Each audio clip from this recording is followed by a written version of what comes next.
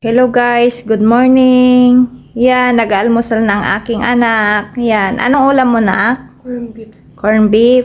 Masarap ba ang luto ni mama?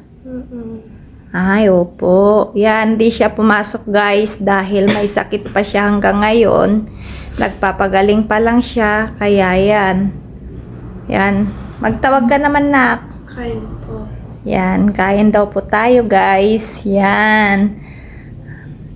Sana maubos niya yung pagkain niya guys dahil medyo masama pa yung pakiramdam niya kaya nawawalan pa siya ng ganang kumain.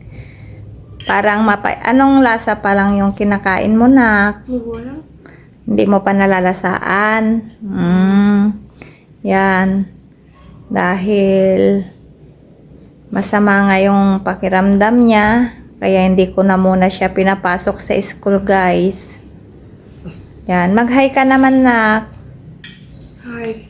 Yan, sana gumaling na siya para sa ganon ay makapasok na sa kanyang school, 'di ba guys? Yan, maya-maya konti, mag-take siya ng gamot para madaling gumaling ang aking anak guys. Yan. So guys, magbabay ka na anak. Bye. Bye. Bye daw guys. Bye. Patayin mo na yung cam.